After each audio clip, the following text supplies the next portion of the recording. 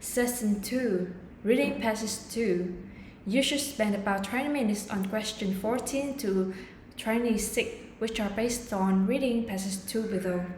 The future never dies. The prospects for humanity and for the world as a whole are somewhere between glorious and dire. It is hard to be much more precise. A. By glorious, I mean that our descendants, or who are born onto this earth, could live very comfortably and securely and could continue to do so for as long as the earth can support life, which should be for a very long time indeed. We should at least be thinking in terms of the next million years. Furthermore, our descendants could continue to enjoy the comedy of other species, establishing a much better relationship with them than we have now. Other animals need not live in constant fear of us. Many of those fellow species now seem bound to become extinct, but a significant proportion could and should continue to live alongside us. Such a future may seem ideal, and so it is, yet I do not believe it is fanciful. There is nothing in the physical fabric of the earth or in our old biology to suggest that this is not possible. B. Dire means that we human beings could be in deep trouble within the next few centuries, living but also dying in large numbers in political terror and from starvation, while huge numbers of our fellow creatures would simply disappear, leaving only the ones that we find convenient, chickens, cattle, or that we can shake up, like flies and mice. I'm taking it to be self-evident that glory is preferable. C.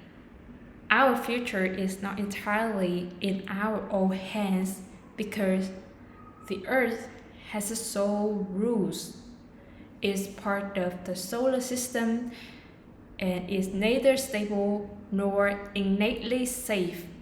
Other planets in the solar system are quite beyond habitation because their temperature is far too high or too low to be endured, and ours, too, in principle, could tip either way. Even relatively unspectacular changes in the atmosphere could do the trick. The core of the earth is hot, which in many ways is good for living creatures, but every now and again the molten rock busts through volcanoes on the surface. Among the biggest volcanic eruptions in recent memory was Mount St. Helens in the USA, which threw out a cubic kilometer of ash. Fortunately, in an hour where very few people live. In 1815, Tambora in present-day Indonesia expelled so much ash into the upper atmosphere that climatic effects seriously harmed food production around the world for season after season. Entire civilizations have been destroyed by volcanoes. D. Yet nothing we have so far experienced shows what volcanoes can really do. Yellowstone National Park in the USA occupies the caldera, the crater formed when a volcano collapses. An exceedingly ancient volcano of extraordinary magnitude. Modern surveys show that its center is now rising.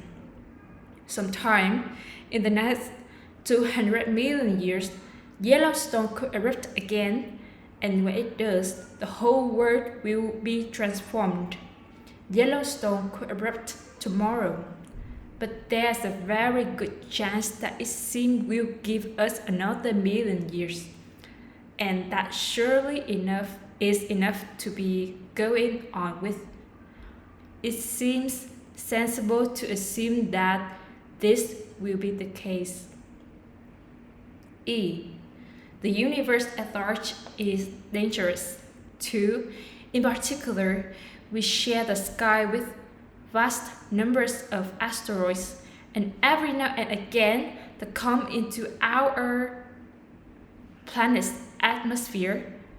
An asteroid the size of a small island hitting the Earth at 15,000 kilometers an hour, a relatively modest speed by the standards of heavenly bodies, would strike the ocean bed like a rock in a puddle, send a tidal wave around the world as high as a small mountain and as fast as a jumbo jet, and propel us into an ice age that could last for centuries. There are plans to head off such disasters, including rockets, to push approaching asteroids into new trajectories, but in truth, it's down to luck. F. On the other hand, the archaeological and the fossil evidence shows that no truly devastating asteroid has struck, since the one that seems to have accounted for the extinction of the dinosaurs 65 million years ago. So again, there seems no immediate reason for despair.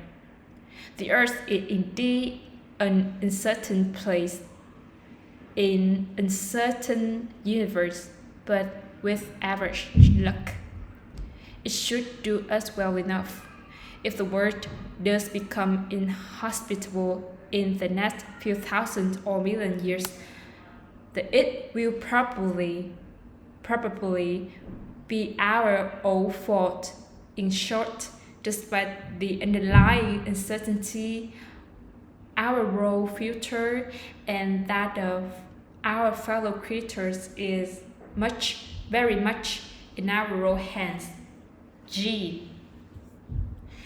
Given average luck on the geological and the cosmic scale, the difference between glory and disaster will be made, and is being made by ballistics.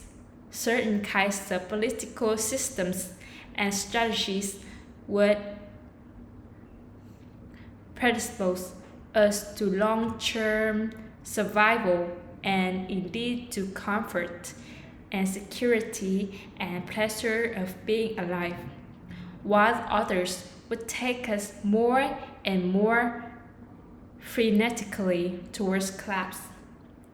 The broad point is, though, that we need to look at ourselves, humanity, and at the world in general in a quite new light. Our material problems are fundamentally those of biology. We need to think, and we need our politicians to think biologically, do that, and take the idea seriously, and we are in with a chance. Ignore biology, and we and our fellow creatures have no hope.